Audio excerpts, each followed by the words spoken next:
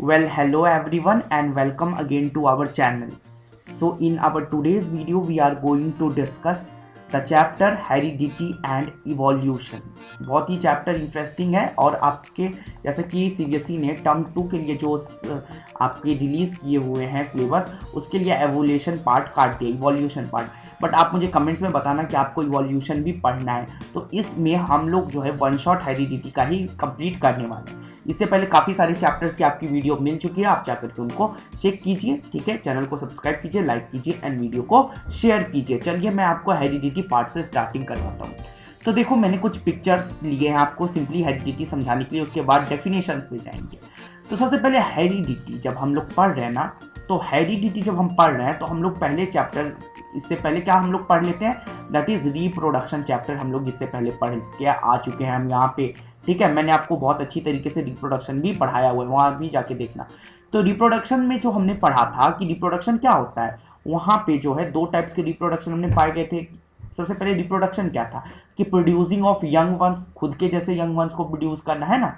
तो वहीं हमने दो मोड्स भी देखे थे, एक था एसेक्सुअल मोड और एक था सेक्सुअल मोड ऑफ रिप्रोडक्शन। तो हमने देखा था कि एसेक्सुअल मोड ऑफ रिप्रोडक्शन में सिर्फ एक पेरेंट की जरूरत थी, वन पेरेंट या फिर सिंगल पेरेंट की जरूरत थी। सेक्सुअल में टू पेरेंट्स की जरूरत होने लगी, है ना। यहाँ पे टू पेरेंट्स की यहाँ पे जरूरत थी। तो अब हमने क्या देखा था कि जो वेरिएशंस थे ना, वेरिएशंस जो भी थे, तो वेरिएशन किस में आ रहे थे, ज़्यादा देखने को मिल रहा था सेक्सुअल रिप्रोडक्शन में। इस सेक्सुअल में भी वेरिएशन आ रहे थे, लेकिन बहुत ही लीस्ट वेरिएशन था, बहुत ही ज़्यादा लीस्ट वेरिएशन था। बहुत ज़्यादा वेरिएशन हमको देखने के लिए नहीं मिल रहा था in the sexual mode of reproduction. तो वेरिएशन किस में ज़्यादा देखने को मिल रहा था आपको, सेक्सुअल मोड ऑफ रिप्रोडक्शन में। अब ऐसा क्यों? क्योंकि हमको पता है कि अगर सेक्स यानी कि सेक्स सेल्स वहाँ पे थे, है ना। जैसे कि दो सेक्स सेल्स होते हैं, एक होता है एक्स एक्स, एक एक्स वाई, एक होता है फीमेल सेक्स सेल्स, एक होता है मेल सेक्स सेल्स, है ना। तो एक होता है स्पर्म, एक होता है ओवम। ठीक है, एक होता है आपका ओवम या फिर ओवा यहाँ पे। तो अब दोनों फ्यूज करते तब आते हैं। तो इसमें क्या होता है आपको पता है कि सेल जो है यहाँ पे डिवाइड होकर के हैप्लॉइड सेल बनाता है। हैप्लॉइड सेल बनाता है, डिवाइड करता है सेल, हैप्लॉइड सेल बना करके फाइनली देन जाता है और फिर दो नए सेल्स को बनाता है, और दोनों सेल्स आपस में कंबाइन करके एक सेल बनाते हैं, जो कि आज आप देखने के लिए मिल रहे हो। तो आपके अंदर भी क्या है, 22+1 पेयर जो है मदर का है ना, आपके बॉडी के अंदर, और 22+1 पेयर फादर का है। अब ऐसा तो नहीं है कि जितने भी 46 पेयर ऑफ 46 हैं वो सारे ही आगे, नहीं, 23 पेयर्स दोनों से हाफ हाफ आ रही है। आपका अगर फादर है, ये मदर है, तो आपके अंदर जो आया है कैरेक्टर वो क्या आया है, दैट इज इन्होंने 22+1 पेयर दिया था। ठीक है, इन्होंने 22+1 पेयर दिया था और आपके पास टोटल 46 पेयर के आप बन चुके हो पूरी तरीके से। जब आपकी नेक्स्ट जनरेशन आएगी तब आप वहां पे क्या करोगे, सेल को डिवाइड करोगे, हैप्लॉइड सेल्स बनेंगे, और फिर फाइनली जाकर के वहां भी आपसे 22+1 पेयर जाएगा। अपने आगे के जनरेशन को आपसे 22+1 पेयर दोगे, और दूसरे जनरेशन की जो मदर होगा या फादर होगा वो 22+1 पेयर देगा, है ना। तो ऐसे ही तरीके से ये पूरा का पूरा कंटिन्यू करते रहता है ये साइकिल। तो heredity all about the variations and the transfer of character। जो ये आप हेरिडिटी देख रहे हो, ये ट्रांसफर ऑफ कैरेक्टर्स के ऊपर ही टोटली बेस्ड है कि क्या हो रहा है ट्रांसफर ऑफ कैरेक्टर्स, क्या उसमें जो सिमिलैरिटीज हैं या फिर डिससिमिलैरिटीज जो भी आपको देखने के लिए मिल रही है यहाँ पे, वो सब आप देखते हो अंडर द हेरिडिटी, है ना। मान लो कि आप एक एग्जांपल लेते हैं कि देखो यहाँ पे फादर है, फादर का कलर देख लो आप, यहाँ पे मान लो ये डार्क है, ठीक है, मदर का कलर यहाँ पे फेयर है, तो देखो बच्चे का कलर डार्क हो गया। तो यहाँ पे क्या हुआ कि आपका जो ट्रांसफर कैरेक्टर, एक तो आपका कलर जो है फादर से आया, आपके बालों का कलर फादर का यहाँ पे देख लो, मान लो ब्लू था तो आपका भी ब्लू हो गया, ऐसा होता बाल नहीं है। ठीक है, चलिए और क्या हुआ यहाँ पे देखिए, और आपकी मदर से क्या कैरेक्टर्स आए, देखो फादर के कान भी आ गए, यानी कि यहाँ पे जो डोमिनेंट कैरेक्टर, डोमिनेंट जो है आपके फादर है, इसीलिए आपको ज़्यादातर जो चीज़ें देखने को मिल रही है फादर की तरह दिख रही हैं। लेकिन देखो बाल जो है तुम्हारा इतना बड़ा बड़ा है, और ये शेप जो है स्ट्रेट होना तुम्हारी मदर की तरह दिख रहा है ना। लिप्स देखिए तो लिप्स किसकी तरह है, आपकी मदर की तरह दिख रहा है, अगर ये देख लो इस बच्चे की, है ना। तो यही सब क्या दिखाता है, हेरिडिटी के अंदर दिखाता है कि जो कैरेक्टर्स आपके पेरेंट्स में है जो कैरेक्टर्स या फिर ट्रेड्स जो हैं जो आपके पेरेंट्स में है ना, जो कैरेक्टर या ट्रेड जो आपके पेरेंट्स में है, पेरेंट्स है, वो आप में भी दिखेंगे। पेरेंट्स में जो भी कैरेक्टर या ट्रेड्स है वो आप में भी दिखेंगे। जैसे देख लो, ये हेयर था, इसका हेयर का कलर देख लो ब्राउन था, तो इसको भी लाइट ब्राउन मिला। इसका आई ईयर का शेप मिल गया, इसको आई की कलर मिल गई है ना। तो देख सकते हो तुम, इतनी सारी चीज़ों से समझ सकते हो कि heredity is all about transfer of characters, है ना। सभी चीज़ों पे क्या बेस्ड है, transfer of characters from their parents to offspring. तो एग्जाम में लिखने आएगा तो क्या लिखोगे, heredity is the process of sorry it is not a process, heredity is the transfer of characters from the parents to their offspring. अब जो process होगा उसको बोलते हैं इनहेरिटेड ट्रेट्स। चलिए आगे पढ़ते हैं। चलो देखो ध्यान से एक एक लाइन समझना, अभी मैं तुमको समझा रहा हूं। देखो हेरिडिटी और इनहेरिटेड ट्रेट्स दो चीजें यहां पे हम लोग देखेंगे। सबसे पहले हम लोग हेरिडिटी को समझेंगे। तो हेरिडिटी क्या है, हेरिडिटी इज नथिंग, और याद रखना इस पूरे चैप्टर में जो हेरिडिटी की जो बातें हैं ग्रिगोर मेंडल के आसपास घूमती है। ग्रिगोर मेंडल के, इसको जेनेटिक्स के फादर बोला जाता है, और ये ग्रिगोर मेंडल के ही आसपास ये सारी चीजें घूमते रहती है, ठीक है। चलिए आगे देखते हैं। अब इन्हीं का एक्सपेरिमेंट वगैरह सब कुछ हम लोग देखेंगे, ठीक है। चलिए ठीक है, चलिए अब हम लोग सबसे पहले हेरिडिटी टर्म्स को समझते हैं। तो हेरिडिटी टर्म्स का मतलब होता है, heredity differs to the transmission of character from parents to offspring. अभी बता दिया था, देख लो जैसे ये क्या है, ये मदर है, ये फादर है। अब इससे क्या हो रहा है, ट्रांसफर हो रहा है कैरेक्टर्स, ट्रांसफर हो रहा है कैरेक्टर्स उसके ऑफस्प्रिंग्स में। ऑफस्प्रिंग्स में ये देख लो, किसी की ब्लू आईज हो गई है, किसी के ब्राउन आईज हो गई, किसी की ब्लू आईज, तो हेयर के कलर में डिफरेंसेस आ गया है। तो हेरिडिटी में ये सारी चीजें आपको देखने के लिए मिलती ही है, हेरिडिटी में ये सारी चीजें आपको देखने के लिए मिल जाती है ना।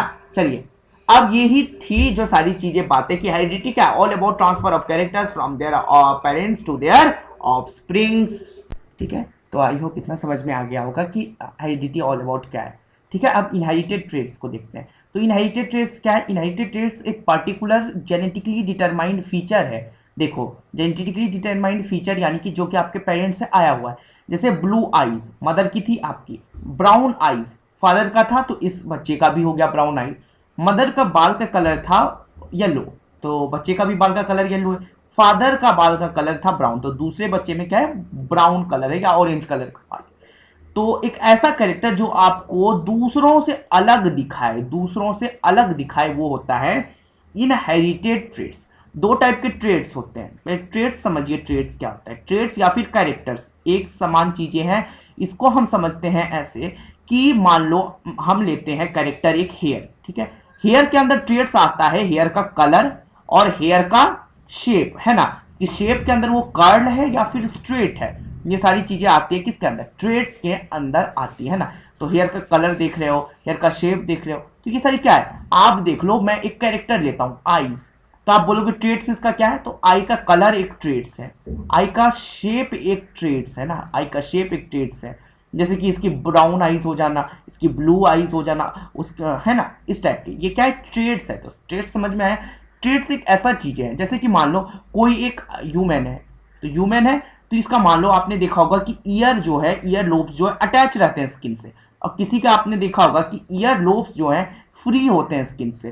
तो ईयर लोब्स की जब बात करते हैं, ईयर लोब्स, तो कहीं पे फ्री ईयर लोब्स हैं और कहीं पे अटैच्ड हैं, अटैच्ड ईयर लोब्स है। ईयर लोब्स क्या है, अटैच्ड है, ठीक है, ये बात याद रखना। तो यही सब क्या है, ये सब है ट्रेट्स हैं, ठीक है, ये सब क्या है, उसके ट्रेट्स हैं। तो अब ऐसा ही क्या होता है, ट्रेट्स ही क्या करता है, डिटरमाइन करता है कि आप दूसरों से अलग कैसे दिखोगे। तो आपके पेरेंट्स से जो आप में आता है वो है इनहेरिटेड ट्रेट्स। तो ट्रेट्स के दो प्रकार होते हैं, ध्यान से सुन लीजिएगा, ट्रेट्स के दो प्रकार होते हैं। ट्रेट्स में होता है एक एक्वायर्ड, एक होता है इनहेरिटेड, इनहेरिटेड ट्रेट्स। तो आपके अंदर जो आया आपके पेरेंट्स से, तो वो क्या था, इनहेरिटेड ट्रेट्स। जैसे कि आंखों का कलर, आईज कलर बोल दोगे, और फिर क्या आपके दैट इज हेयर का कलर, हेयर का कलर, लिप का शेप, लिप का कलर, ये सारी चीजें क्या है, ये इनहेरिटेड ट्रेट्स जो हैं, जो कि आपके पेरेंट्स के डीएनए में प्रेजेंट थे, और अब ये आपके जीन में भी है या फिर आपके डीएनए में भी है। तो पहले पेरेंट्स के जीन में थे, अब आपके भी जीन में वो आ चुके हैं, ठीक है। अब एक्वायर्ड ट्रेट्स, जैसे कि आपके मान लो आपके फादर जो है बॉडी बिल्डर है, बॉडी बिल्डर है, या फिर किसी के फादर जो है मान लो इंटेलिजेंट है बहुत ही ज़्यादा, या फिर बिजनेसमैन है, बिजनेस माइंड है उनका, ठीक है। तो अब ऐसा नहीं होगा कि उसका आने वाला जनरेशन जो है उसमें बिना कुछ मेहनत किए ही बॉडी बिल्डिंग हो जाएगी, अपने आप बॉडी बिल्डर बन के पैदा होगा, बिजनेसमैन होगा, नहीं, ये सारी चीज़ें ट्रेड्स आगे ट्रांसफर नहीं होती हैं। तो ये सारी ट्रेड्स जब आगे ट्रांसफर नहीं हो रही है तो उसको एक्वायर्ड ट्रेड्स बोलेंगे। तो एक्वायर्ड ट्रेड्स अगर एग्जामिनेशन में लिखने के लिए आता है तो आप लिखोगे कि traits which are not transferred into the future generation और द नेक्स्ट जनरेशन, ठीक है। एग्जांपल्स मैंने आपको दे दिए हैं। और इनहेरिटेड ट्रेड्स जो कि ट्रांसफर हो जाएंगे, लिप का कलर, आई का शेप, हेयर का कलर, ये सारी चीजें इसके अंदर आता है, ठीक है। अटैच्ड ईयर लोब या फिर फ्री ईयर लोब, ये सब क्या है, ट्रेड्स। चलिए आगे बढ़ जाते हैं। अब देखते हैं rule of inheritance of traits. समझिएगा ध्यान से, क्या बोलता है कि ये जो मेंडल थे, मेंडल की बात बाद में करेंगे, अभी सबसे पहले समझो इनमें भी कंट्रीब्यूशन क्या था, मेंडल का था। तो अब देखो, rule of inheritance of traits in human being are related to both mother and father to contribute an equal amount of genetic material that is DNA to their offspring and so on offspring will get two version that traits from the two parents. समझिए, अगर नहीं समझ में आया है जिसको ऐसे समझिए कि ये मान लीजिए ये कौन है, ये फादर है, ये फादर है, ये मदर है भैया, ये फादर है और ये मदर है। तो आपके अंदर जो है ये कोई इसका चाइल्ड है, तो ये चाइल्ड के अंदर सिर्फ या मदर या सिर्फ फादर का नहीं है डीएनए या उनका जीन से आया हुआ कैरेक्टर्स, ठीक है। तो इनहेरिटेंस जो है या इनहेरिटेड कैरेक्टर जो है वो 50-50% डिवाइड होता है, 70-30 भी नहीं, 60-40 भी नहीं, 90-10 भी नहीं, 50% फादर तो 50% मदर, यानी कि 50% ही फादर का दिखेगा जो भी आपके अंदर कैरेक्टर दिखना और 50% आपके मदर का कैरेक्टर दिखना, ठीक है। होएवर क्या होता है, डोमिनेंट जीन कभी कभी आगे निकल जाता है, बट क्या होता है 50% आपके अंदर जो चीजें दिखेंगी फादर की दिखेंगी, 50% चीजें आपकी मदर की दिखेंगी। यही बात करता है रूल ऑफ इनहेरिटेंस कि आपके अंदर जो है बोथ और mother and father equally contribute करेंगे, साथ साथ equal amount of genetic material देंगे डीएनए आपको, और तभी आप जाकर के बनोगे, ठीक है। तो ऐसा नहीं कि सिर्फ मदर ने दे दिया या सिर्फ फादर ने दे दिया तो काम बन गया, नहीं, दोनों से, एक मदर भी और एक फादर भी, ये फादर भी देंगे ये मदर भी देंगे, तब इसके चाइल्ड में जाएगा। जैसे कि एग्जांपल्स ले लो कि आईज का कलर, हेयर का कलर देख लो, हाइट देख लो, ईयर्स देख लो, है ना, इस टाइप से तुम सारी चीजों को देख करके डिटरमाइन कर सकते। अब ये जो मेंडल है, मेंडल जो ग्रिगोर जोहन मेंडल है, उनको फादर ऑफ जेनेटिक्स भी बोला जाता है, ठीक है। ये पहले मैथ्स टीचर बनना चाहते थे बट ये टेट क्वालिफाई नहीं कर पाए थे, इसलिए इनको टीचर नहीं बनने दिया गया। फिर ये अपने चर्च में जाकर के जो प्रीस्ट का काम करते हैं, प्रीस्ट का जिसको हम लोग फादर बोलते हैं, उसका काम ये करने लगे थे, ठीक है। चलिए, तो वो हमको उतना नहीं जानना है। तो इन्होंने सबसे ज्यादा जो अपने गार्डन में फूल, पत्तियां, सब्जियां सब लगाना शुरू कर दी थी, बट इन्होंने जो नोटिस किया और एक्सपेरिमेंट जो करना शुरू किया वो पीस पे किया, जिसको हम लोग साइंटिफिक में बोलते हैं पीसम सत्विम, ठीक है। पाइसम या सैटिवम किसको बोलते हैं, दैट इज इन द इसका साइंटिफिक नेम है। जब आप लोगों ने डाइवर्सिटी इन लिविंग ऑर्गेनिज्म पढ़ा होगा तो वहां ये पढ़ा होगा, ठीक है, क्लास 9th में। अब देखो, उन्होंने गार्डन में ये लगा के दिखा था मोनेस्ट्री में, ठीक है, और इन्होंने बहुत सारे नंबर ऑफ कॉन्ट्रास्टिंग कैरेक्टर देखे थे गार्डन के पीस में, इसीलिए उन्होंने उनको इनहेरिटेंस के लिए देखा। क्यों? क्योंकि एक तो उसकी शॉर्ट लाइफ स्पैन थी, कलर का, फ्लावर का कलर, पॉड का कलर, ये सारी चीजों को उन्होंने देखा और फिर उन्होंने एक जोड़ा कि हाँ चलो ये इसका इनहेरिटेंस का एक कैरेक्टर होगा, चलो देखते हैं। उससे पहले मेंडल का कुछ कंट्रीब्यूशन पढ़ने से पहले इस चैप्टर में कुछ कुछ चीजें काम आएंगी, कुछ कुछ टर्म्स मैं यूज करूंगा जो आपके दिमाग के ऊपर से निकल ना जाए, इसलिए हम कुछ टर्म्स का यहाँ यूज करेंगे। तो सबसे पहला टर्म्स है क्रोमोसोम्स। तो क्रोमोसोम्स आप क्लास 6, 7, 8, 9 से ही पढ़ते आ रहे हो कि क्रोमोसोम्स क्या होते हैं, थीन थ्रेड लाइक स्ट्रक्चर रहते हैं न्यूक्लियस के अंदर प्रेजेंट। मान लो ये न्यूक्लियस है, न्यूक्लियस के अंदर थीन थ्रेड लाइक स्ट्रक्चर ऐसे पड़ा हुआ रहता है, क्या रहता है, उसको बोलते हैं क्रोमोसोम्स। उसके अंदर क्या रहता है, हेरिडिटरी मटेरियल उसके अंदर पहले से रहता है, जिस in the form of genes. Genes के फॉर्म में क्रोमोसोम्स में क्या रहता है, दैट इज जीन्स रहता है क्रोमोसोम्स में, ठीक है। वो कहाँ रहता है, दैट इज न्यूक्लियस के अंदर। सेल चैप्टर में ये बहुत अच्छी तरीके से पढ़ा है कि क्रोमेटिन के अंदर क्रोमोसोम्स होता है, उसके अंदर डीएनए, डीएनए के ऊपर जीन्स लगा हुआ रहता है ना। चलिए, नेक्स्ट थिंग जो है डीएनए। तो डीएनए एक केमिकल है, इसका फुल फॉर्म आप लोग, फुल फॉर्म जो है मुझे आप लोग कमेंट्स में बताओगे, बहुत ही इजी है, ये मैं आपको टास्क दे रहा हूँ, ये टास्क है आपका, ये होमवर्क है, और इसका आप अगर आंसर देते हो कमेंट्स में तो उसका मैं नेक्स्ट सेशन में उसका नेम यहाँ पे डिस्प्ले करूंगा, ठीक है। तो आप जरूर से उसका आंसर कीजिए। तो डीएनए क्या है, एक केमिकल है इन द क्रोमोसोम्स। क्रोमोसोम्स के अंदर का जो केमिकल है उसको बोलते हैं डीएनए, जो कि ट्रेड्स को कैरी करता है ना, ट्रेड्स को, हेरिडिटरी मटेरियल को कैरी करता है कोडेड फॉर्म में। Next thing is gene. Gene एक पार्ट है क्रोमोसोम्स का which control the specific biological function, है ना। मान लो कि ये आपका डीएनए, डीएनए यहाँ पे लगा हुआ होगा जीन्स, या फिर ये आपके मदर का ये फादर का डीएनए, तो दोनों का यहाँ पे लगा होगा। तो जो भी ट्रेड्स या फिर कैरेक्टर जो भी बायोलॉजिकल कंट्रोल का करने का काम होगा वो जीन करेगा कि आपके अंदर आई का कलर ये आएगा, नोज का शेप वो आएगा, लिप का कलर ये आएगा, ठीक है। ये सारी काम जीन का है। कुछ कॉन्ट्रास्टिंग कैरेक्टर्स जो है मेंडल ने देखे थे, दैट इज पी प्लांट में तो टॉलनेस देखा था, डॉर्फनेस देखा था। अब जो कि ये आप में भी दिखता है कि टॉलनेस, डॉर्फनेस, है ना। अब फ्लावर में देख लिया था पी प्लांट में कि व्हाइट होता है, वायलेट फ्लावर होता है, राउंड एंड रिंकल शीट होता है, ग्रीन और येलो शीट्स। ये सारे कुछ कॉन्ट्रास्टिंग कैरेक्टर है। तो कॉन्ट्रास्टिंग कैरेक्टर क्या होता है? विजिबल कैरेक्टर, दिखने वाले कैरेक्टर्स को हम लोग कॉन्ट्रास्टिंग कैरेक्टर बोलते हैं। कैसे बोलते हैं कि कोई नाटा हो गया, कोई लंबा हो गया, सो ये सारी क्या कॉन्ट्रास्टिंग कैरेक्टर्स है। Next thing is dominant traits. Dominant traits जो कि डोमिनेट करेगा, और एक होता है रिसेसिव ट्रेट्स। जैसे कि अगर हम बात करें तो डोमिनेंट ट्रेट करने का मतलब जो डोमिनेट करता है, यानी कि जियान और आप सुनियो का एग्जांपल ले लो। अगर हम डोरेमोन देखते हैं तो डोरेमोन देखते हो ना, तो वहां पे क्या रहता है, या फिर इसका एग्जांपल लेते हैं जियान और नोबिता। यहाँ क्या रहता है, ये डोमिनेट कर लेता है इसके ऊपर, है ना। ये क्या कर लेता है, डोमिनेट कर लेता है इसके ऊपर। तो क्या होता है डोमिनेंट ट्रेट, जो कि डोमिनेट कर लेगा और अपने ही कैरेक्टर को दिखाएगा। तो यहाँ पे दो चीजें आप जानोगे, फिनोटाइप और जीनोटाइप। तो ये जो है, ये क्या होता है डोमिनेंट ट्रेट, अपना जो है दिखाने लगता है फिनोटाइप में। मान लो कि टॉलनेस के लिए जो है डोमिनेंट ट्रेट कैपिटल टी होता है और स्मॉल टी होता है रिसेसिव ट्रेट, जो कि दब जाता है और ये दबा देता है। तो ये क्या हो गया, ये डोमिनेंट। यानी कि अगर ये दो और टी दोनों ही आपके जीन में क्यों ना प्रेजेंट हो, लेकिन आप लंबे ही होगे, क्योंकि आपका जो जीन में है वो टी जो है कैपिटल टी वो डोमिनेट, ठीक है। चलिए, होमोजाइगस और हिट्रोजाइगस दो कंडीशन होते हैं। होमोजाइगस कंडीशन जहां पे जो जीन है वो सेम होंगे, जैसे कि कैपिटल टी या फिर स्मॉल टी, ठीक है।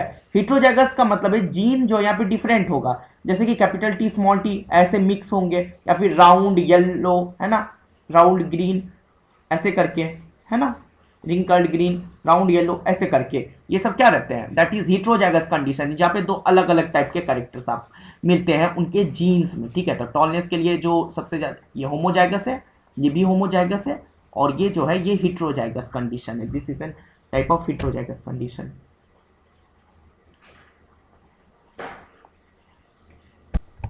Yes, the next thing is genotype and phenotype. तो जीनोटाइप जो कि दिखता है, और सॉरी जो जीन में प्रेजेंट रहता है, जो जेनेटिक जो है आपकी जेनेटिक मेकअप है जो कि जीन में प्रेजेंट है वो जीनोटाइप। और फिनोटाइप जो एक्सटर्नल अपीयरेंस है, आप टॉल दिखते हो, डॉर्फ दिखते हो, शॉर्ट दिखते हो, लॉन्ग दिखते हो, वो क्या है, फिनोटाइप जो बाहर से दिखता है। एक प्योर टॉल जो है वो टीटी भी हो सकता है और वो टीटी भी हो सकता है। प्योर जो टॉल है वो टीटी भी हो सकता है और टीटी भी हो सकता है, ठीक है।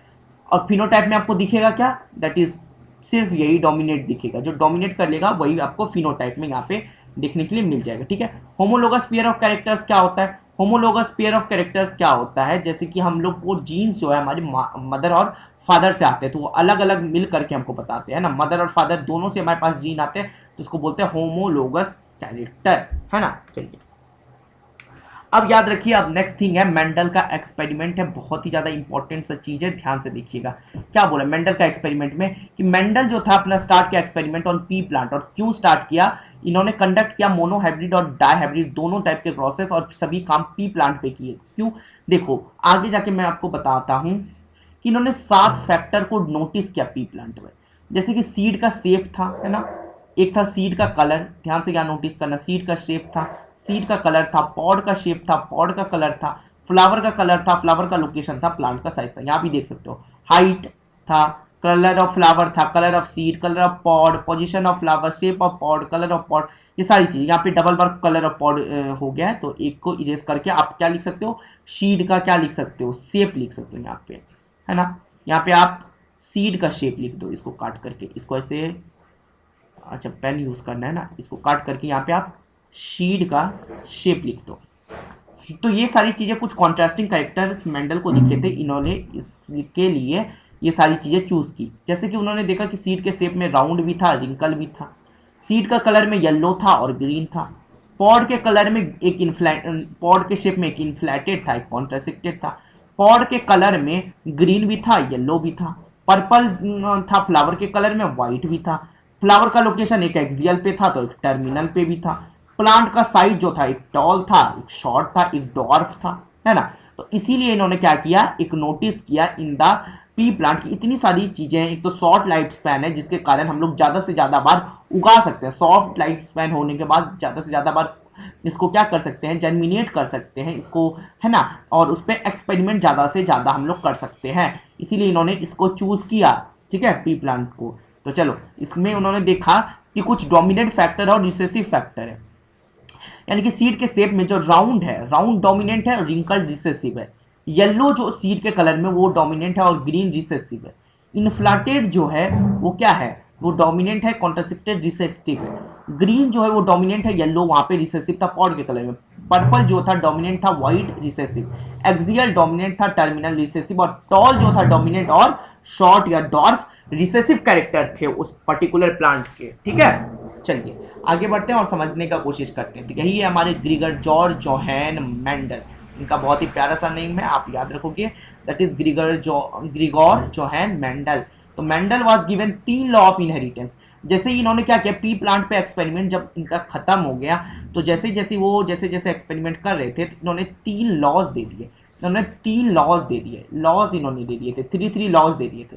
पहला एक लॉ था लॉ ऑफ डोमिनेंस। डोमिनेंस का मतलब जो ज्यादा ताकतवर रहेगा वही जीतेगा, आगे जाके मैं समझाऊंगा।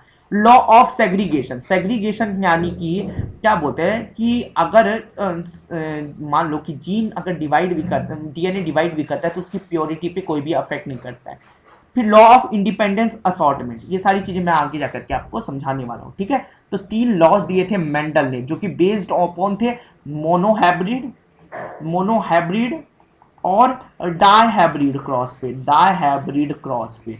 तो मोनोहाइब्रिड और डायहाइब्रिड में क्या अंतर है, तो मोनोहाइब्रिड जहाँ पे एक कैरेक्टर लेते हैं, यानी कि टॉल शॉर्ट एक कैरेक्टर लेंगे, डायहाइब्रिड में 2 ले लेंगे, यानी कि उसका राउंड होना, उसका येलो होना, या फिर राउंड होना, या फिर रिंकल्ड होना, ग्रीन होना, ये सारी कैरेक्टर्स जहाँ पे 2 कैरेक्टर्स को ले रहे हैं वो क्या है, डायहाइब्रिड क्रॉस। जहाँ एक है वो मोनोहाइब्रिड क्रॉस है। तो इन्हीं पे बेस्ड जो हमारे ग्रीगर जॉर्ज जोहान मेंडल थे, उन्होंने 3 लॉज दिए थे, law of dominance, law of segregation, law of independence assortment. सबसे पहला है मोनोहाइब्रिड क्रॉस। तो मोनोहाइब्रिड क्रॉस एक ऐसा cross in which Mendel shows inheritance of dominant, क्या दिखाया, inheritance of and the recessive character. यही आता है आपका लॉज ऑफ डोमिनेंट के अंदर भी। लॉ ऑफ डोमिनेंट आप इसी से समझ लो, डोमिनेंट आप इसी से समझ लोगे मोनोहाइब्रिड क्रॉस से। कैसे, तो ये बोलता है दैट इज यहाँ जो डोमिनेंट फैक्टर है वही जीत जाएगा। जैसे कि मैं मान लो कि 2 हम लोग एग्जांपल लेते हैं, जैसे एक टी और टी, जीन बनाया, एक टी और टी स्मॉल टी, ये क्या हो गया, होमोजाइगस है। ये क्या है, होमोजाइगस है ना, सारे होमोजाइगस पेयर है। चलिए अब इसे गैमीट फॉर्मेशन करते हैं। तो गैमीट फॉर्मेशन करने के बाद ये बन जाएगा टी और टी, अलग अलग लिखेंगे, ठीक है। फिर ये हो जाएगा स्मॉल टी और ये हो जाएगा स्मॉल टी, बन गया गैमीट फॉर्मेशन। अब फर्टिलाइजेशन करवाना स्टार्ट कीजिए, फर्टिलाइजेशन, फटाफट फर्टिलाइजेशन आप करवाइए इस टाइप से। और फिर हम लोग क्या करेंगे, इस वाले का इससे और इससे भी, ठीक है, इससे और इससे, दोनों से। तो अब जो हमारे पास फाइनली निकल के आएगा वो आएगा टी और टी, है ना। फिर क्या निकल के आया हमारा, टी और टी, टी और टी, है ना, ऐसा कुछ निकल के आया। अब क्या निकल के आया, टी और टी और टी और टी, ऐसा कुछ हमारे पास निकल के आया। F1 जनरेशन यानी कि फर्स्ट फीलियल जनरेशन इसको बोलते हैं। F1 जनरेशन में यानी कि फर्स्ट फीलियल जनरेशन में सब जो है, सॉरी यहाँ पे एक मिस्टेक हो गया शायद, नहीं ठीक है, ठीक है। फर्स्ट फीलियल जनरेशन में जो सारे हमको प्लांट मिले वो टॉल ही थे, सारे टॉल थे, सारे T T T T T T सारे टॉल प्लांट ही थे, ठीक है। फर्स्ट फीलियल जनरेशन में हमको जितने भी प्लांट्स मिले सारे टॉल्स थे। तो देख सकते हो यहाँ पे भी सारे फर्स्ट फीलियल जनरेशन में जो फर्टिलाइजेशन करने के बाद F1 generation first filial generation में जो था वो सारे जो है टॉल ही मिले। अब F2 जनरेशन में जाते हैं, F2 जनरेशन में जाते हैं। तो F2 जनरेशन में हम सबसे पहले क्या करेंगे, देखेंगे कि हम लोगों ने 2 टाइप्स के लिए हैं। इस बार हिट्रोजाइगस हमने लिया है जीन को, ठीक है। गैमीट फॉर्मेशन करवाइए, टी और टी, टी और टी, ठीक है। आप देखिए तब हम लोग क्या करते हैं, क्रॉस करवाते हैं, ये फिर क्या आ जाएगा आपका यहाँ पे, इसका इसके साथ, इसका इसके साथ, है ना। चलिए तो अगर आपके पास क्या निकल के आ गया, तो देखिए काउंट कीजिए और बताइए मुझे भी। टी और टी निकल के आया, फिर क्या है, टी और टी है, फिर क्या है, फिर अगेन टी और टी, फिर स्मॉल टी, है ना। तो इसमें आपको क्या दिख रहा है कि दो आपको होमोजाइगस दिख रहे हैं और दो हिट्रोजाइगस दिख रहे हैं। तो आप इसमें लिखोगे रेशियोज, रेशियोज लिखना आना चाहिए आपको कि फिनोटिपिक रेशियोज क्या है और जीनोटिपिक रेशियोज क्या है। तो फिनोटिपिक जो दिखेगा आपको क्या दिखेगा, तो एक ये भी टॉल है, ये भी टॉल है, ये भी टॉल है, बट ये क्या है, शॉर्ट है, डॉर्फ है। तो आपको फिनोटिपिक रेशियो में जो दिखेगा वो 3:1, तीन तो लॉन्ग हो गए, एक डॉर्फ हो गया। बट जीनोटिपिक रेशियो में दैट इज 1:2:1, क्योंकि दैट इज एक टॉल है, दो जो है होमोजाइगस हिट्रोजाइगस है, टॉल है, और एक डॉर्फ है। तो जीनोटिपिक रेशियो में 1:2:1 ऐसे करके निकलेगा जब हम लोग सेल्फिंग करवाते हैं F1 और F2 जेनरेशन में, ठीक है। तो यही लॉ ऑफ डोमिनेंस कहता है जब parents having pure contrasting character then crossed only one character express, एक ही कैरेक्टर क्या करे, एक्सप्रेस करेगा। दो कैरेक्टर को ले जाओगे तो दोनों ही एक्सप्रेस नहीं करते हैं, एक डोमिनेंट फैक्टर होता है जो कि उसको एक्सप्रेस कर लेता है। तो जो भी डोमिनेंट फैक्टर है वही हमको दिखेगा, याद रखो। अब मान लो कि कुछ इस टाइप से पुनेट स्क्वायर बनाना सिखाता हूँ, ठीक है। पुनेट स्क्वायर, चलो यहाँ पे टी और टी रखिए, टी और टी जो अभी हमने काम किया सेम यहाँ पे काम हो जाएगा। टी टी क्रॉस करवाइए, इसका इसके साथ टी और टी, इसका इसके साथ टी और टी, इसका इसके साथ टी टी, तो आ गया ना फिनोटिपिक जीनोटिपिक, यहाँ से भी रेशियो निकाल सकते, ठीक है। तो पुनेट स्क्वायर बनाना बहुत ही इजी सा काम है, ठीक है। आप बॉक्स बनाओगे, आप क्या करो, पुट करोगे मेल और फीमेल को, है ना, मेल और फीमेल को आप वहाँ पे पुट करोगे, ठीक है। Capital T small T, capital T small T, Punnett square से फटाफट बना दीजिएगा आप, है ना। फटाफट पुनेट स्क्वायर से आप दैट इज जीन्स का बना सकते हो इजीली, है ना। डायहाइब्रिड क्रॉस पे आप यहाँ पे पढ़ोगे दैट इज क्या होता है ना, याद रखिए डायहाइब्रिड क्रॉस के अंदर आप पढ़ने वाले हो दैट इज कि दो यहाँ पे कॉन्ट्रास्टिंग कैरेक्टर्स, ठीक है, दो कॉन्ट्रास्टिंग कैरेक्टर्स यहाँ पे प्रेजेंट होंगे डायहाइब्रिड क्रॉस में, ठीक है। चलिए अब इसको ऐसे नहीं समझेंगे, इतना बड़ा थ्योरी है, ये थ्योरी आप बाद में पढ़ लेना, अभी मैं आपको ऐसे बताता हूँ, ठीक है। चलिए अब ये जो है आपको बताएगा दैट इज नेक्स्ट थिंग, ये देखते हैं, इससे हम लोग समझेंगे दैट इज डायहाइब्रिड क्रॉस का। तो डायहाइब्रिड क्रॉस ने हमने दो चीजें लिया है, ठीक है। एक तो हमने लिया है दैट इज राउंड, राउंड, और एक लिया है येलो, है ना, राउंड और येलो दोनों डोमिनेट फैक्टर है। एक हमने लिया है दैट इज रिंकल्ड, और ये स्मॉल वाई ग्रीन लिया है हमने, ठीक है। तो ऐसे करके, है ना, तो यहाँ पे दो दो चीजें लेंगे, तो यहाँ पे हम लोग डायहाइब्रिड क्रॉस बना रहे हैं, तो राउंड एंड राउंड, ठीक है, और फिर येलो येलो, रिंकल्ड रिंकल्ड, और ग्रीन। ऐसा नहीं है कि येलो से वाई वाई और ग्रीन के लिए जी यूज करेंगे, नहीं, ये यहाँ का एक होता है, ये इसका कंडीशन है, ठीक है। आप गैमीट फॉर्मेशन कीजिए, तो गैमीट फॉर्मेशन जब करोगे तो गैमीट फॉर्मेशन में इससे क्या निकलेगा आपका आर और क्या निकलेगा वाई और वाई। अब इससे क्या निकलेगा आर और आर, वाई और वाई, क्रॉस करवाइएगा, है ना, क्रॉस करवाइएगा आप, तो क्या निकलेगा आप इसके साथ, सबसे पहले तो क्या निकल जाएगा आर और दैट इज, सबसे पहले इसका आपने इसके साथ करवाया तो क्या निकलेगा आपके पास आर और वाई मिलेगा, और क्या मिलेगा आर और स्मॉल वाई मिलेगा, वाई और स्मॉल आर मिलेगा, कैपिटल वाई स्मॉल, और स्मॉल वाई स्मॉल आर आपको यहाँ पे देखने के लिए मिल जाएगा। फिर फाइनली जब पुनेट स्क्वायर बनाओगे तब आपको इजीली यहाँ पे देखने को मिल जाएगा। चलिए फटाफट पुनेट स्क्वायर बना करके हम लोग डायहाइब्रिड क्रॉस को भी समझ लेते हैं, ठीक है। पुनेट स्क्वायर बना करके हम लोग डायहाइब्रिड क्रॉस को भी देख ही लेते हैं, चलो। यस, तो ये क्या रख दिया हमने, चलो हमको क्या मिले थे, चार कैरेक्टर्स मिले, चार तरह के मिले थे ना हम लोग को हिट्रोजाइगस के अंदर, तो हम लोग क्या बोलेंगे चार बॉक्सेस पहले बना लेते हैं, ठीक है, चार बॉक्सेस। ऐसे तो आप कितने भी बना लो बाद में वो चार ही रहने हैं, ठीक है। चलो तो चार बॉक्सेस मैं यहाँ पे बना के तैयार कर लेता हूँ, चार बॉक्सेस यहाँ पे बन गए 1 2 3 एंड 4। चलिए रखते हैं यहाँ पे दैट इज आर और वाई, है ना, फिर आर और वाई, फिर कैपिटल वाई स्मॉल आर, फिर small Y small R. Similarly यहाँ भी रखिए आर और वाई, आर और Y, capital Y small Y small R, ऐसे करके रख सकते हो यहाँ पे, है ना। या फिर इसको सही तरीके से भी लिख सकते हो, आर और वाई जब लिखते आए तो यहाँ आर और ये कैपिटल वाई लिखिए और स्मॉल वाई स्मॉल आर, ऐसे लिख सकते हैं, है ना, स्मॉल वाई कैपिटल आर और स्मॉल आर स्मॉल वाई ना। गैमीट फॉर्मेशन तो कैपिटल आर कैपिटल वाई, फिर capital R capital Y small Y, फिर कीजिए capital R that is the capital Y है ना। फिर नेक्स्ट थिंग इज कैपिटल और small R, capital Y small Y, ऐसे करके इसका भी करवाइए। तो इसका क्रॉस करवाइएगा तो आर आर ये वाई और ये वाई है ना। फिर क्या बनेगा कैपिटल आर है ना। फिर क्या बनेगा स्मॉल वाई, इसका इसके साथ बन जाएगा। तो कैपिटल आर स्मॉल आर और फिर वाई और ये वाई, और यहाँ पे क्या बन रहा है दैट इज आपका यहाँ पे बन जाएगा, हमने कहीं मिस्टेक तो नहीं किया है, नहीं। अब ये आपका इसके साथ बन जाएगा capital R small that is small R और स्मॉल वाई, ऐसे करके आप पुनेट स्क्वायर को पूरा कंप्लीट कर लोगे एक दूसरे से क्रॉस करवा के, ठीक है। चलिए, तो ऐसे ही आप खुद से भी ट्राई कर लेना और उसका आंसर मुझे नीचे बता देना। तो यहाँ पे मैंने पहले से पुनेट स्क्वायर बना करके आपको दे दिया है ताकि आपको यहाँ पे दिक्कत ना हो, ठीक है। तो ये आपको यहाँ पे फिनोटिपिक रेशियो और जीनोटिपिक रेशियो जब निकालने के लिए बोला जाएगा, तो इसका जब फिनोटिपिक रेशियो है वो आप गिनना शुरू करोगे और निकालो, ठीक है। तो आप जब फिनोटिपिक रेशियो देखोगे तो 9:3 रेशियो 1 आपको यहाँ पे मिल जाता है जब आप इसका क्रॉस करवा करके निकाल देते हो तो, ठीक है, in the case of dihybrid cross, ठीक है। अब यहाँ पे आपको शायद 2 लॉज मुझे बताने, ठीक है, मुझे यहाँ पे 2 लॉज बताने थे, तो मैंने लॉ ऑफ डोमिनेंस आपको क्लियर करवा दिया, लॉ ऑफ डोमिनेंस। तो अब लॉ ऑफ सेग्रीगेशन हम लोग पढ़ने वाले हैं, लॉ ऑफ सेग्रीगेशन।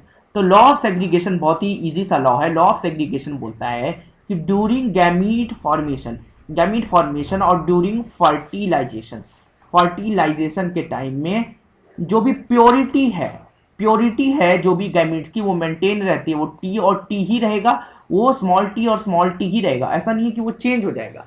तो लॉ ऑफ प्योरिटी भी इसको बोलते हैं सेग्रीगेशन को, ठीक है, कि जो भी है प्योरिटी एकदम मेंटेन रहेगी during the fertilization and the gamete formation. अगर वो टॉलनेस है तो वो टॉलनेस बरकरार रहेगा, वो डॉर्फनेस है तो डॉर्फनेस रहेगा, या फिर वो रिंकल्ड है, राउंड है, ये सारी चीज़ें फ्लावर के कलर से भी देख सकते हो।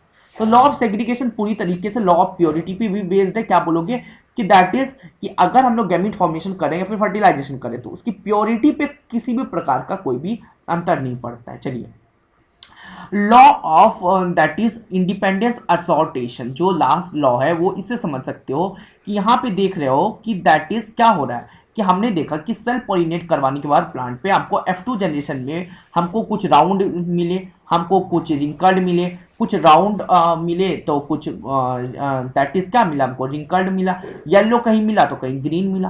तो इनके जो कुछ रेशियोज निकल के आए फिनोटिपिक रेशियो 9:3:3:1। तो इसी को मेंडल ने क्या बोला, लॉ ऑफ इंडिपेंडेंस असॉर्टेशन, कि ये सब जो है एक दूसरे से इंडिपेंडेंट है, एक दूसरे से क्या है, इंडिपेंडेंट है, ठीक है, एक दूसरे पे ये डिपेंडेंट बिल्कुल भी नहीं। तो इससे क्या कंक्लूजन फाइनली निकल के आया था कि राउंड और येलो सीड्स 9 थे, राउंड और ग्रीन सीड्स 3 थे, रिंकल्ड और येलो सीड्स 3 थे, और रिंकल्ड और ग्रीन सीड्स 1 ही था यहाँ पे। ये आपको याद रखना पड़ेगा और ये आप याद रख सकते हो, नोट्स आपको मिल जाएगा। आप अगर पीडीएफ चाहते हो तो कम से कम इस पे लाइक बहुत सारे कर देना, कमेंट्स कर देना, और डिस्क्रिप्शन में जैसे ही लाइक और कमेंट्स बहुत सारे हो जाएंगे, अब कितने अब वो आप पे डिपेंड करते हैं, हमारा टारगेट है 50+ लाइक्स का, आप उसको पूरा कीजिए, आपको पीडीएफ डिस्क्रिप्शन में अवेलेबल करवा दिया जाएगा, इजीली आप वहाँ से जाके पढ़ सकते हो, समझ सकते हो, ठीक है। तो अब लास्ट में हम लोग आ चुके हैं, ये सब कंप्लीट हो जाने के बाद अब हम लोग लास्ट में आ चुके हैं, ज़्यादा कुछ है नहीं, ठीक है। तो अब देखिए इसको समझिए, तो how do trait get expressed, तो ट्रेट कैसे एक्सप्रेस होता है, तो आपको पता है कि जो भी मदर या फादर से आता है क्या आता है, क्रोमोसोम्स आते हैं, उसमें डीएनए होता है, डीएनए पे जीन बैठा हुआ रहता है ना। तो वही जो ट्रेट है या फिर पेरेंट्स से जो भी डोमिनेंट फैक्टर है वो क्या करेगा, ट्रेट जो है आपको दिखने लगेगा। तो ट्रेट एक्सप्रेस्ड होता है अपने फादर या मदर से प्रोजेनी तक में, है ना, फादर या मदर से प्रोजेनी तक में आता है थ्रू द जीन्स या डीएनए के थ्रू क्या होता है, आपका जो फिनोटाइप है या जीनोटाइप है वो क्या होता है, एक्सप्रेस होता है। ट्रेट जो है, जो दिखने वाले कैरेक्टर्स है वो एक्सप्रेस होते हैं, ठीक है। चलिए, लास्ट टॉपिक है सेक्स डिटर्मिनेशन, बहुत इजी चैप्टर है, और इसके बाद ये टॉपिक खत्म होने के बाद आपका ये हेरिडिटी पार्ट तो खत्म हो ही जाता है, ठीक है, हेरिडिटी पार्ट खत्म हो जाता है और इसके बाद आपका हेरिडिटी में कुछ नहीं बचता है, ठीक है। हेरिडिटी ये आपका इतना में ही कंप्लीट हो जाएगा, और this is an enough notes, अगर आप इसको डाउनलोड करके पढ़ते हो पीडीएफ नोट्स जो कि डिस्क्रिप्शन में आपको मिल जाएगा, तो आपका यहाँ पे कल्याण हो जाएगा, बिल्कुल भी कुछ जरूरत नहीं। तो अब सेक्स डिटर्मिनेशन के लिए मैं इतना लंबा चौड़ा चीज़ें आपको नहीं समझाऊंगा, डायरेक्ट मैं आपको ले चलता हूँ पेज पे। तो डायरेक्ट जब पेज पे आ चुके हैं तो यहाँ पे देखिए ध्यान से, अब यहाँ पे मैं आपको क्या दिखाना चाहता हूँ वो ध्यान से सुनिएगा, ठीक है। तो अभी हमारा टॉपिक्स है sex determination, determination in humans, determination in humans हमारा टॉपिक है, ठीक है। टॉपिक है सेक्स डिटर्मिनेशन इन ह्यूमंस। तो अब हमको पता है कि यहाँ पे दो फैक्टर्स होते हैं, एक मेल होता है एक फीमेल होता है, ठीक है। एक मेल होता है एक फीमेल होता है। तो मेल से जो कैरेक्टर आए, जो मेल से कैरेक्टर आए वो क्या होता है, एक्स और वाई। फीमेल से एक्स और एक्स क्रोमोसोम्स आपको पता है ना 22+1, यहाँ से 22+1। अब गैमीट फॉर्मेशन होगा तो आपसे जो है एक ही आएगा, या तो एक्स या तो वाई, है ना। तो एक एक्स के साथ या एक वाई एक एक्स के साथ। तो अगर एक्स और एक्स आता है तो वो गर्ल चाइल्ड बनाएगा, और एक्स और वाई आता है तो फीमेल चाइल्ड बनाएगी। ये यहाँ पे है ना, फीमेल चाइल्ड बनाएगी। यही सेक्स डिटर्मिनेशन के अंदर देखो कि 50% चांसेस या तो मेल के होंगे, है ना, 50% चेंज या तो मेल चाइल्ड होने के होंगे, या 50% चांसेस यहाँ पे फीमेल चाइल्ड की होगी। दोनों की बराबर यहाँ पे है, ठीक है। ऐसा नहीं है कि उसका कुछ ज़्यादा है और उसका कम है, नहीं, ऐसा नहीं होगा। मेल चाइल्ड का भी उतना ही चांस होगा जितना फीमेल चाइल्ड का होगा यहाँ पे, ठीक है। जितना फीमेल चाइल्ड का होगा उतना ही मेल का भी होगा। तो सेक्स डिटर्मिनेशन के अंदर हमने क्या देखा कि जो मेल और फीमेल होता है ह्यूमन में उसका 50-50 चांसेस होता है, क्योंकि यहाँ पे जो है 22+1 पेयर मेल से आता है और 22+1 पेयर फीमेल से मिल करके आता है, फिर जा करके यहाँ पे जो है बनाता है, दोनों के मिल जाते हैं तो 46 बन जाते हैं, 23 के दो पेयर बन जाते हैं क्रोमोसोम्स के इसके पास, ठीक है। चलिए, या तो अगर XX आया तो वो बनेगी फीमेल, और XY क्रोमोसोम्स आया तो वो बनेगा मेल चाइल्ड। ये था सेक्स डिटर्मिनेशन के अंदर कि आप कुछ भी पहले से प्रिडिक्ट नहीं कर सकते हो कि मेल चाइल्ड या फीमेल चाइल्ड होने के कितने चांसेस है, वो लक बाय चांस होता है, वो डिपेंड करता है ना। चलिए, तो यही था आपका सेक्स डिटर्मिनेशन, और इसमें कोई तोप चीज़ें नहीं है कि मैं आपको कुछ और बताऊं। हालांकि अगर नोट्स पढ़ना चाहो तो इसमें सारी चीज़ें वो लिखी हुई हैं जो कि आपको काम आएंगी, ठीक है। देख सकते हो पेरेंट्स था तो 2n स्ट्रक्चर था, है ना, इसका भी 2n स्ट्रक्चर था। तो अब DNA कॉपी हुआ, फिर आगे आया ये आपका 4n, ये आपका 4n स्ट्रक्चर बनाया। अब फाइनली जो आपका जाइगोट बनता है, यहाँ पे जाइगोट में भी 2n स्ट्रक्चर ही रहता है। क्यों? क्योंकि ये देखो डिवाइड हो गया ना, डिवाइड हो गया, हैप्लॉइड बन गया। चलिए, सो फॉर दैट इसमें और कुछ ज़्यादा इस चैप्टर में है नहीं, हेरिडिटी पार्ट में, ठीक है। अगर कुछ छूट गया हो तो आप डिस्क्रिप्शन में बता देना, मैं आपको बता दूँ। हालांकि कुछ चीज़ें हैं जो कि आपको जान लेनी चाहिए, और चीज़ें मैं आपको बता देता हूँ, कुछ लास्ट के कुछ टर्म्स बच गए। तो ऑटोसोम्स, ऑटोसोम्स किसको बोलते हैं? वैसे क्रोमोसोम्स जो कि do not play any role in sex determination, sex determination में कुछ भी नहीं प्ले करता है रोल, उसको बोलते हैं ऑटोसोम्स, है ना। सेक्स क्रोमोसोम्स जो कि क्या होते हैं, जो प्ले करते हैं role in determining of sex of newborn child, तो उसको बोलते हैं सेक्स क्रोमोसोम्स। और जो ऑटोसोम्स होते हैं वो किसी भी टाइप का डिटर्मिनेशन में नहीं आता है। If sir sperm having X chromosomes fertilise with X, तो then female child, and then X जो है वाई के साथ फीमेल, तो वो क्या होता है, मेल चाइल्ड बनाता है। तो इसका यहाँ पे ही हो गया है खत्म, इतना ज़्यादा इसमें कुछ है नहीं, ठीक है। चलिए, तो यहीं तक था ये आपका चेक। आपको इक्वायर्ड ट्रेट और इनहेरिटेड मैंने ट्रेट पहले ही समझा दिया था। एक्वायर्ड ट्रेट क्या थे? जो कि ट्रांसफ़र नहीं हो रहे थे, ट्रांसफ़र नहीं होंगे, और जो इनहेरिटेड ट्रेट्स हैं वो ट्रांसफ़र होते हैं। अब इसका एग्जाम्पल जो है आप नीचे कमेंट्स बॉक्स में मुझे बता देना, और उसका आंसर मैं आपको नेक्स्ट क्लास में बता दूंगा, ठीक है, अगर आपको नहीं आ रहा है तो, ठीक है। तो फॉर दिस हमारा ये that is thank you page है। तो आपने इस सेशन को अटेंड किया है, फॉर दैट बहुत बहुत धन्यवाद, and we will meet in next video with the next chapter. और बता देना कि कौन सा नेक्स्ट चैप्टर होना चाहिए। हेरिडिटी जो भी टर्म 2 में जितना भी पार्ट आने वाला था, टर्म 2 में जितना भी पार्ट आने वाला था वो मैंने आपको यहाँ पे कवर करवा दिया, कुछ भी नहीं छूटा है। टर्म 2 के लिए बेस्ट है। इवोल्यूशन अगर पढ़ना है तो वो बता देना, उसके लिए नई वीडियो आ जाएगी अगर आप किसी कॉम्पिटिटिव एग्जाम की तैयारी करें। तो फॉर दिस हम इस वीडियो को यहीं एंड कर रहे हैं। We will meet in next video with the next topic and next chapter. Till then take care and bye bye.